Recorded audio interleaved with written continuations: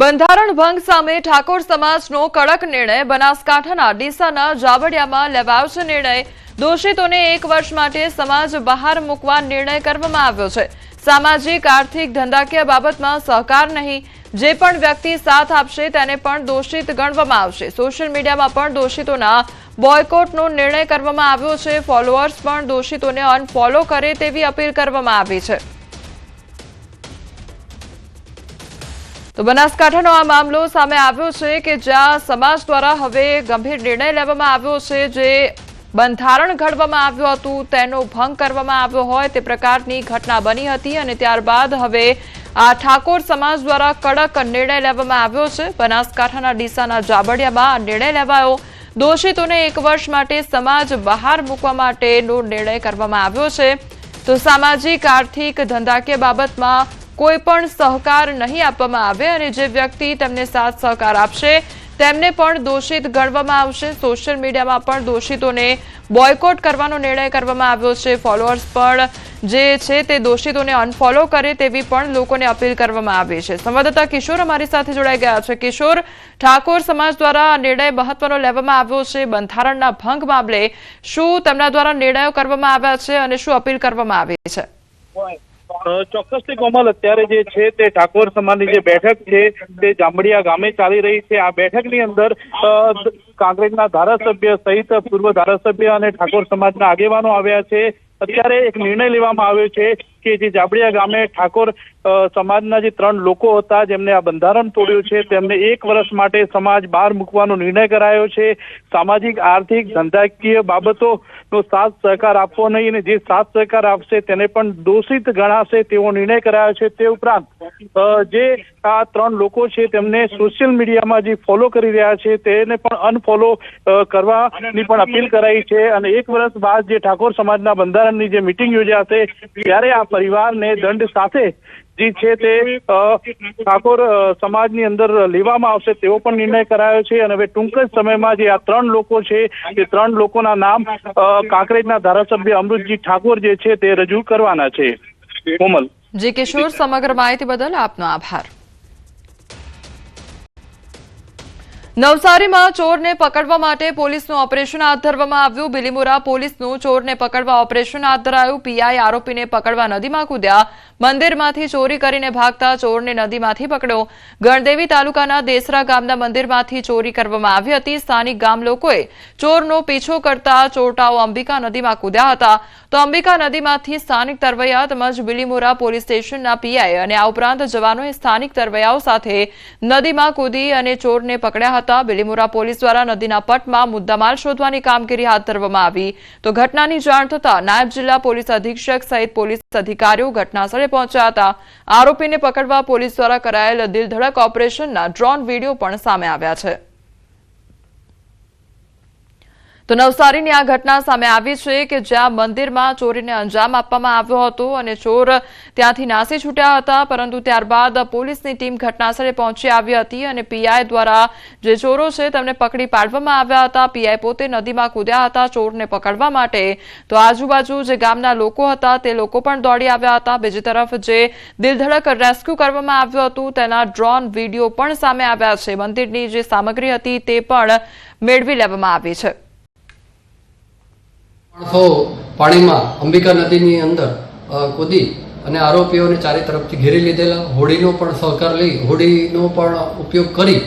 અને તેને ઘેરી અને આમ અને ગ્રામજનોએ પણ ખૂબ જ દેસરા ગ્રામજનોનો પણ અમે પોલીસ આભાર માને છે હાલ મંદિરની અંદરથી ત્રિશુલ ઘંટ અને તેમજ બીજા અન્ય વસ્તુઓ જે તાંબાની વસ્તુઓ કિંમતી તાંબાની વસ્તુઓ એની ચોરી થયેલાનું જણાય છે જેની ફરિયાદ લેવાની કાર્યવાહી ચાલુ છે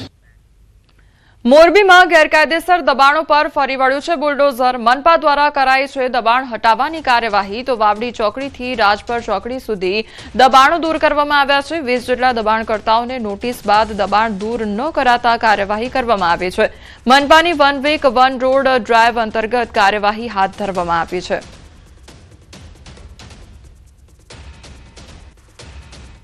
કોર્પોરેશન દ્વારા જેટલા પણ દબાણો છે એ તમામ દૂર કરવાની કાર્યવાહી ચાલુ કરવામાં આવેલ છે 5 જેટલા ઈસમોએ જે દબાણ કરેલું હતું એ લોકોની ફેન્સિંગ અથવા શેડના દબાણો હતા ફ્લેટની કમ્પાઉન્ડ વોલો હોય એ દબાણો અત્યારે બધા દૂર કરવામાં આવેલા છે અને રાજપર ચોકડી સુધી કોર્પોરેશન દ્વારા આજે કાર્યવાહી કરવામાં આવશે. સુરત મહાનગરપાલિકા દ્વારા Ugat Rander water treatment plant ખાતે મેન્ટેનન્સ અને નવી લાઇન જોડવાની કામગીરીને લઈ તારીખ 4 અને 5 ફેબ્રુઆરી દરમિયાન શહેરના પશ્ચિમ ઝોનમાં પાણી કાપ જાહેર કરવામાં આવ્યો છે, જેને લઈ રાંદેર અને અઠવા ઝોનમાં 4 ફેબ્રુઆરીના રોજ પાણી પુરવઠો સંપૂર્ણપણે બંધ રહેશે, જ્યારે 5 ફેબ્રુઆરીએ બપોર પછી ઓછા પ્રેશરથી પાણી મળવાની શક્યતા છે, તો 6 ફેબ્રુઆરીથી રાબેતા મુજબ તમામ વિસ્તારોમાં પાણી મળશે. અસરગ્રસ્ત વિસ્તારોના લોકોને જરૂરિયાત મુજબ પાણીનો સંગ્રહ કરવા તંત્ર દ્વારા સૂચના આપવામાં આવી છે.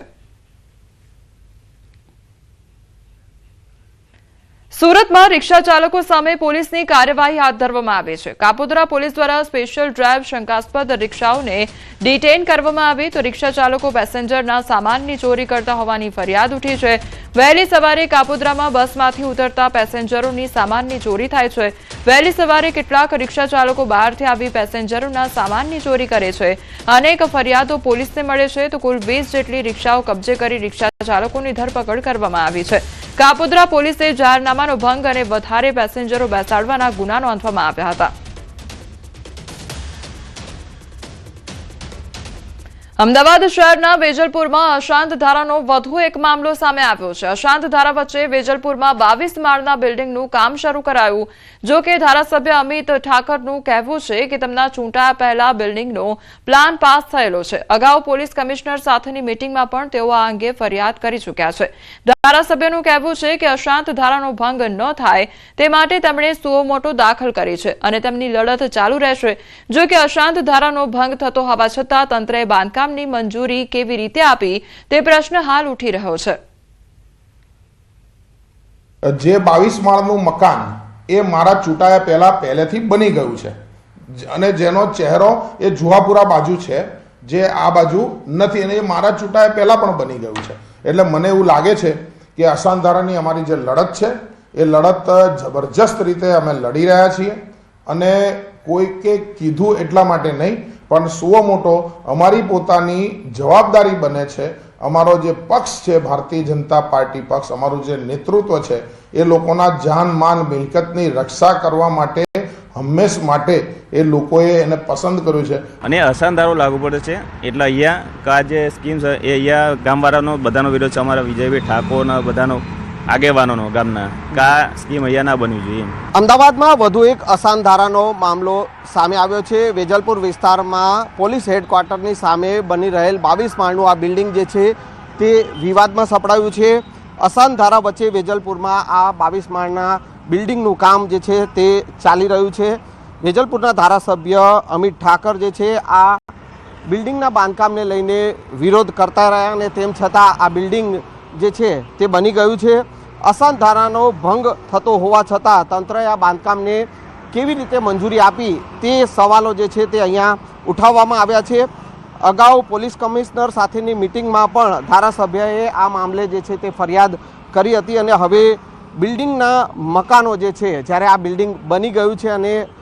ત્યારે હવે આ બિલ્ડિંગના મકાનો વેચવા નહીં દેવામાં આવે તે પ્રકારનો દાવો જે છે તે ધારાસભ્ય અમિત ઠાકર દ્વારા કરવામાં આવ્યો છે. એટલે ક્યાંક ને ક્યાંક અશાંત ધારાનો મામલો જે અત્યારે જે જોવા મળી રહ્યો છે અને એ વિવાદ વચ્ચે અત્યારે આ મકરબા વિસ્તાર, જે વેજલપુરનું મકરબા પોલીસ હેડક્વાર્ટરની સામે જે આ બિલ્ડિંગ બની રહ્યું છે અને એ બિલ્ડિંગ અત્યારે વિવાદમાં જોવા મળી રહ્યું છે. કેમેરામેન હરીશ શર્મા સાથે સંજય ટાંક, ન્યૂઝ 18 ગુજરાતી, અમદાવાદ. એએમસીનું વર્ષ 2026-27નું વાર્ષિક ડ્રાફ્ટ બજેટ રજૂ. મનપા કમિશનર બંછાનિધિ પાની રજૂ કરશે. ડ્રાફ્ટ બજેટ રજૂ કર્યું છે ત્યારે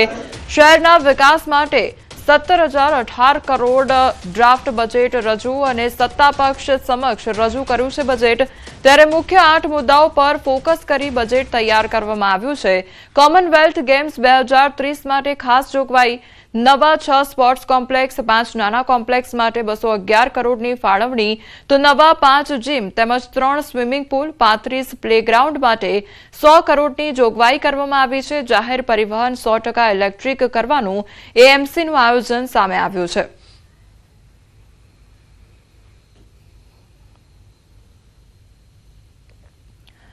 તો એમસીનું જે બજેટ છે તે રજૂ કરવામાં આવ્યું છે 2026-27નું જે વાર્ષિક બજેટ છે તે રજૂ કરવામાં આવ્યું છે તેમજ અનેક જોગવાઈઓ પણ કરવામાં આવી છે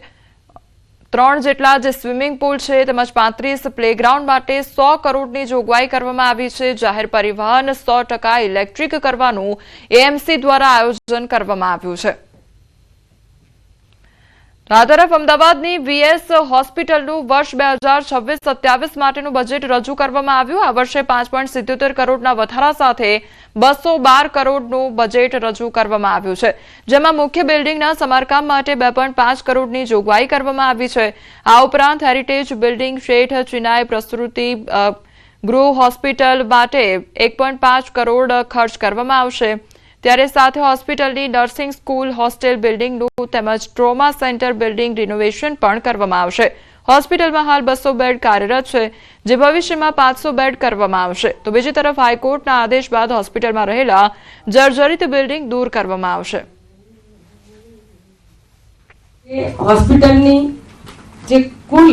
મળીને જે છે એ 212.87 કરોડમાંથી હોસ્પિટલની આવક 1.80 કરોડ છે અને ગુજરાત રાજ્ય સરકારની ગ્રાન્ટ પણ 2 કરોડની છે એટલે રૂપિયા 209.7 કરોડ અમદાવાદ મ્યુનિસિપલ કોર્પોરેશન પાસેથી પણ ગ્રાન્ટ પેટે મેળવવામાં થાય છે ત્યારે 200 બેડ જેટલા આપણે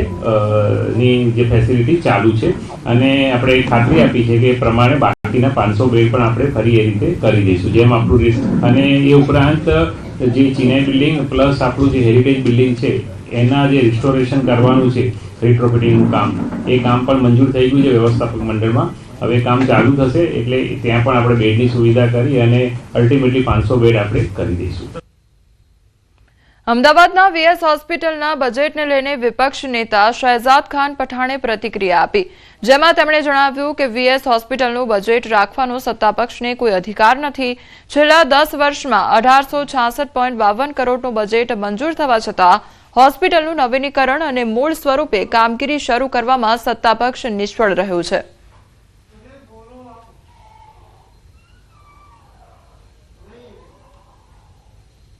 अधिकार नहीं है क्योंकि एक ऐसा अस्पताल जो गरीब दर्दियों की सेवा के लिए अहमदाबाद में ही नहीं समग्र गुजरात में जाना पहचाना जाता था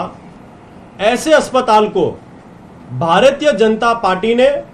ताला मारने का कार्य किया है यानी कि बंद करने का कार्य किया है यदि 10 वर्षों में 1068 करोड़ रुपए खर्च किए गए हैं तो आज वीएस अस्पताल की ऐसी परिस्थिति क्यों है यदि 1068 करोड़ रुपए का खर्च यदि सच में किया होता तो आज अहमदाबाद शहर में वीएस की जगह एम्स जैसा अस्पताल बन गया होता अहमदाबाद शहर की जनता को कोई भी फायदा नहीं होने वाला है તો વીએસ હોસ્પિટલના બજેટ પર હવે વિવાદ શરૂ થયો છે અને વિપક્ષના નેતા દ્વારા ટીકા કરવામાં આવી છે